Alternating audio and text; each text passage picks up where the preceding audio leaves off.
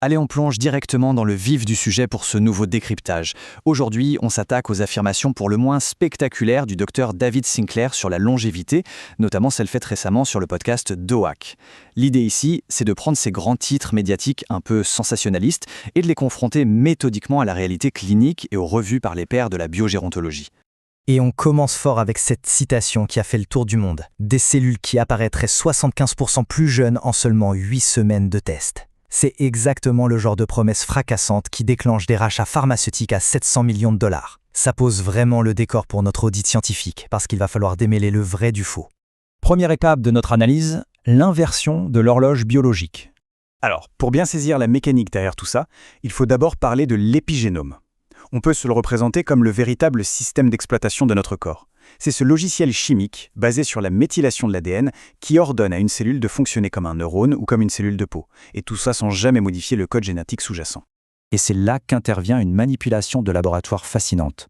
Des chercheurs ont utilisé un cocktail de reprogrammation abrégée appelé OSK. Détail absolument crucial, ils ont délibérément exclu un gène spécifique, le c-Myc, parce qu'il est très connu pour favoriser les cancers.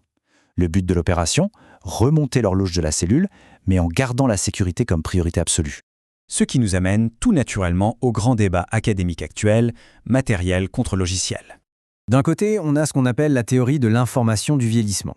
Elle suggère que vieillir, c'est comme accumuler des rayures sur un CD, le logiciel devient illisible à cause du bruit épigénétique, mais l'information de base est toujours là, intacte. De l'autre, on a le consensus traditionnel qui, lui, pointe vers des dommages irréversibles de l'ADN. Autrement dit, le matériel génétique lui-même qui se dégrade physiquement. La théorie de l'information s'appuie sur une mécanique assez simple à imaginer. Des cassures de l'ADN se produisent naturellement. Aussitôt, des protéines appelées sirtuines, qui sont un peu les gardiennes du temple, lâchent leur tâche habituelle de régulation pour se précipiter sur ces cassures et réparer l'ADN. Ce va-et-vient permanent finit par créer un énorme bruit de fond épigénétique. Conséquence, la cellule devient confuse et perd peu à peu sa propre identité. Pour tester cette hypothèse, les chercheurs ont mis au point la souris IC. Ils ont utilisé une enzyme spécifique pour induire artificiellement des cassures d'ADN non mutagènes. L'objectif était de simuler un vieillissement accéléré en générant ce fameux bruit de fond, et ce, sans endommager la séquence génétique elle-même. Mais, et c'est un grand mais, les audits de cette expérience incitent à la plus grande prudence. Des voix très respectées dans le milieu académique ont émis de sévères critiques sur la méthodologie de l'étude. Certains vont même jusqu'à affirmer que la théorie n'a fondamentalement pas du tout été testée. En fait, les critiques font valoir que le vieillissement ultra rapide observé chez ces souris n'avait rien d'une dérive épigénétique naturelle. Ce qu'on voyait, c'était plutôt un épuisement physiologique brutal. Les animaux tentaient simplement de survivre à une mort cellulaire dépendante de P53, une cascade d'élimination massive déclenchée par la toxicité extrême de l'enzyme utilisée pour l'expérience. Tout cela illustre parfaitement ce qu'on appelle le gouffre clinique. Guérir la cécité en régénérant un nerf optique ciblé chez la souris avec les gènes OSK, c'est une avancée scientifique indéniable. Mais transposer ça à l'échelle systémique du corps humain, c'est une montagne qui semble pour le moment infranchissable. On parle de barrières immenses, comme des réponses immunitaires incontrôlables ou encore une toxicité mortelle pour le foie. Pire encore, c'est une question de timing chirurgical. Nos différents tissus humains se reprogramment à des vitesses très variables. Si ce délai si précis de 8 semaines n'est pas respecté à la lettre, le risque est de gommer totalement l'identité des cellules. Et le résultat de cette dédifférenciation, ce sont des tératomes, des tumeurs complexes et souvent mortelles. Pas vraiment l'effet rajeunissant espéré. Et cette réalité scientifique nous amène naturellement au marché des suppléments anti-âge. Là, on retrouve de vrais consommateurs qui espèrent obtenir les bénéfices de la thérapie génique en avalant simplement des petites molécules. On s'en souvient tous dans les années 2000. Le resveratrol, c'était le miracle en bouteille censé prolonger la vie. Eh bien, l'histoire a servi de leçon. Il a finalement été démontré que les résultats incroyables des premiers essais en laboratoire n'étaient qu'une illusion, un simple artefact co-réagissant à un marqueur fluorescent.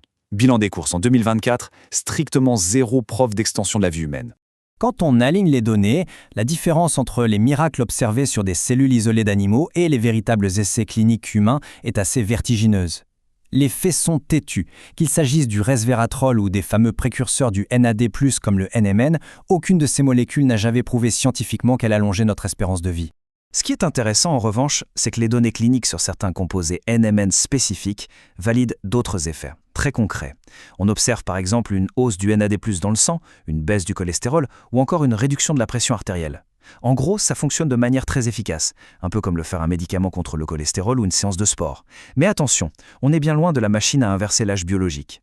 Pour terminer, abordons les tensions inévitables entre commerce, promesses marketing et controverses. Quand on mêle science de pointe et capital risque, ça fait souvent des étincelles. En 2022, la FDA a d'ailleurs tapé du poing sur la table en interdisant la vente du NMN en tant que simple complément alimentaire. Une décision qui est intervenue pile au moment où une entreprise tentait de verrouiller un monopole pharmaceutique extrêmement lucratif sur cette même substance. Et les polémiques ne s'arrêtent pas aux humains. Prenez le cas de Leap Years, un supplément canin vendu à grand renfort de marketing comme la solution pour faire rajeunir nos chiens. Le gros problème, c'est que toutes ces promesses reposaient sur une étude préliminaire qui n'avait jamais été validée par des pairs et qui a d'ailleurs été sévèrement étrillée par la communauté scientifique. L'audit public de cette étude a été sans pitié. On y a découvert des exclusions délibérées de données embarrassantes, l'utilisation d'outils de mesure non validés et une opacité totale concernant les ingrédients brevetés. C'est vraiment le cas d'école parfait pour illustrer le risque énorme que représente la commercialisation précipitée d'une découverte scientifique. Ce qui nous amène à la conclusion de ce décryptage et à une question de fond vraiment provocatrice. Tout cet argent injecté massivement par le capital risque dans la recherche anti-âge, est-ce que ça va finir par nous offrir de véritables thérapies prolongeant la vie? Ou est-ce que ce marketing ultra agressif est simplement en train d'éroder définitivement la confiance du public envers la biologie? La question reste complètement ouverte et ça donne sérieusement à réfléchir.